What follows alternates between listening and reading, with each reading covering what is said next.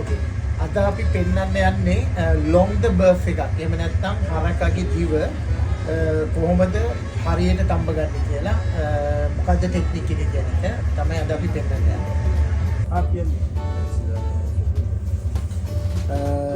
Hello අද අපි හදන්න යන්නේ ප්‍රාශයේ තියෙන ට්‍රැඩිෂනල්ම ප්ලේට් එකක්.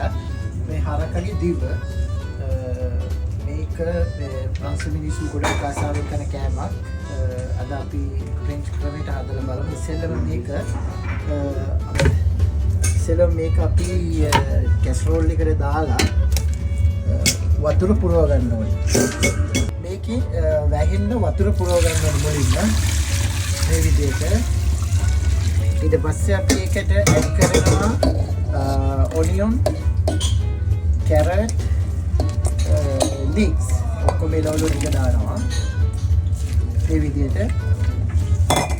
ඊට පස්සේ අපි මේකට ඇඩ් කරනවා ඊට පස්සේ අපි මේක පැය 5ක් ශ්‍රී ලංකාවල නම් අපි මේකට රම්පි කලපිංචා වගේ තමයි මේක ඇඩ් කරන්නේ. ඒ වගේම ආදේශකයක් තමයි මේක.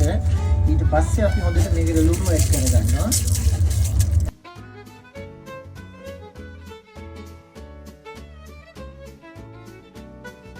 මේක වැඩි ගින්දරේ පළවෙනි පැය වැඩි ගින්දරේ තඹ ගන්නවා. ඊට පස්සේ අපි පැය 5ක් වගේ යනකම් අඩු ගින්දරේ මේක ස්මූත්ලි කුක් කරගන්නවා.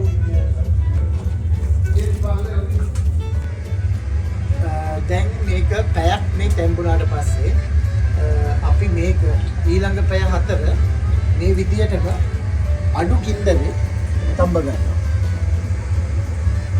හරි. දැන් අපි පැය 5ක් තඹ ගත්තට පස්සේ හරකගේ දිව මෙන්න මේ ගානට සොෆ්ට් එකට තියෙනවා. ඊට පස්සේ අපි මේක දවසක් මේ වතුර එකේම බස්සලා මේ වතුර එකත් එක්කම අපි දවසක් මේකේ ඕෆ් ආදිස් මොංගලට දාලා කියලා හෙට තමයි අපි සර්ව් කරන්නේ. අපි ඊළඟ වීඩියෝ එකේ මේක සර්ව් කරන්නේ කොහොමද කියලා හම්බෙමු.